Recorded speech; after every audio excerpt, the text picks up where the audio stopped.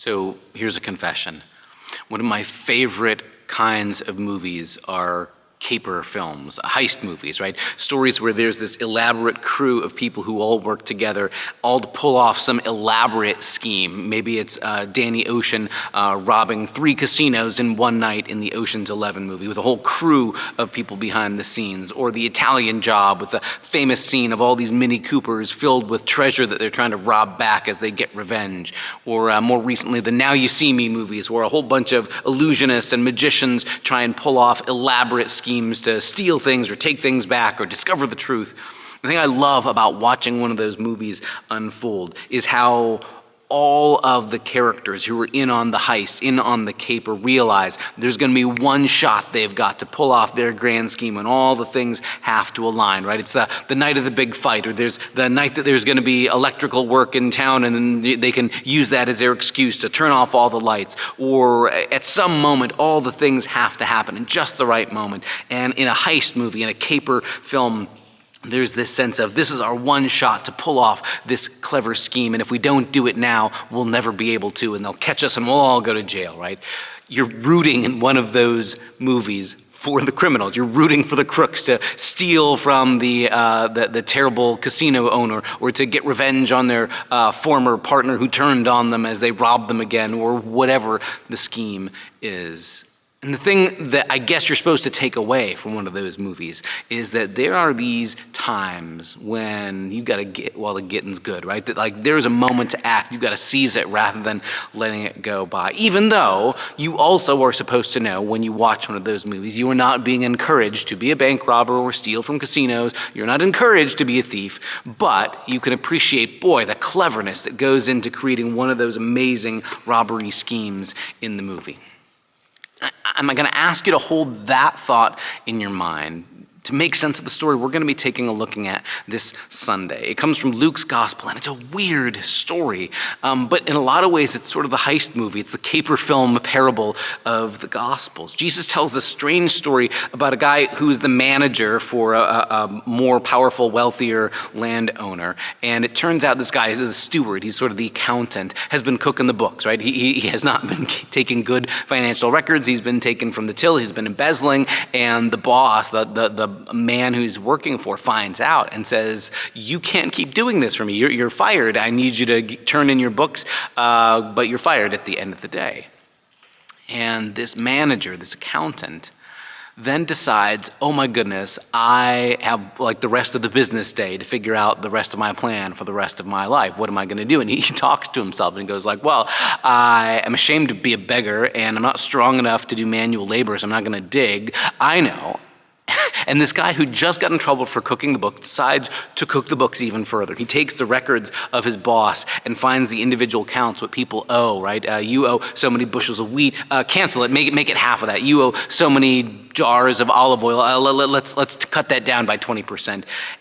And when the boss finds out, the man whose resources he'd been stewarding finds out, instead of being even angrier and saying, that's it, I'm getting rid of you, he commends this unjust, crooked steward for being shrewd. In other words, for seizing on that moment and saying, you knew that you had this one chance to make a difference and you seized it, right? You had business savvy in that one moment. You knew this was your chance because everything in your life was going to change. And then Jesus has this interesting reaction. He goes, man, I wish the children of light, this sort of a way of talking about the people who are a part of God's movement in the world. I wish people who wanted to do good were as clever and as savvy and as shrewd as the children of darkness. Because man, the crooks in the world, they know when there's a moment that you got to pull off the scheme and everything's got to come together in that moment, they jump into action because that's their chance to make a killing. That's their chance to rob the bank or get the bad guy or the good guy, as it were, or to steal from the casino, whatever. That's their moment to pull off the big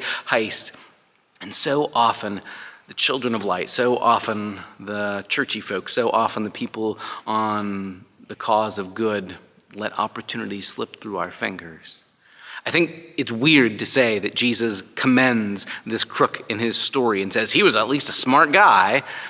Jesus' point is to say what a shame it is that so often people who say they're about doing good in the world just let opportunities for good slip through our fingers when the crooks and villains and schemers of the world know to get while the getting's good and grab the opportunities right in front of them. This is a particular challenge, to be honest, for Lutheran Christians like us, because at the heart of our tradition is saying that we are saved by grace through faith apart from what we've done. So it's really easy then to slide into thinking, well, since I'm not earning God's love by doing good things, since I haven't gotten myself saved because I've been good or done enough things, I just won't do anything. It doesn't really matter what I do with my day or my time.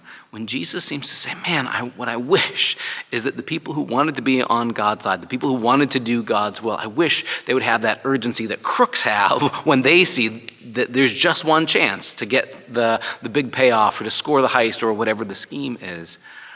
Maybe this is a chance for us to reframe how we see our lives of faith. Instead of saying, well, look, I'm in because I believe the right facts about God. I know I'm in the club. I'm going to heaven because I'm saved by grace. Therefore, I'm putting my feet up and not doing anything.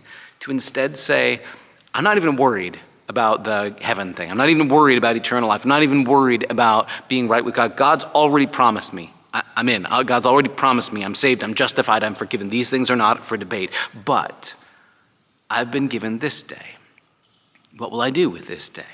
What chances have I been letting slip through my fingers to do good?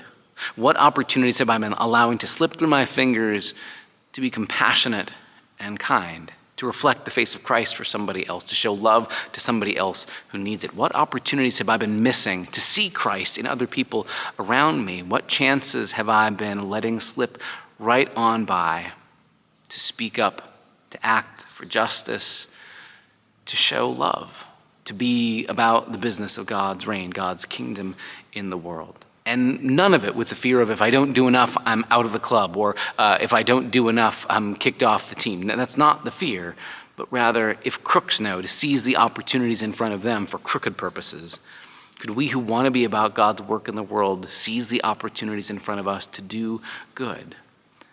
We aren't promised a certain number of days in this life. We've got today. What will we do with today? This is the moment for the big caper. This is the moment for doing the work God's entrusted into our hands. What will we do with the gifts that have been placed in our care?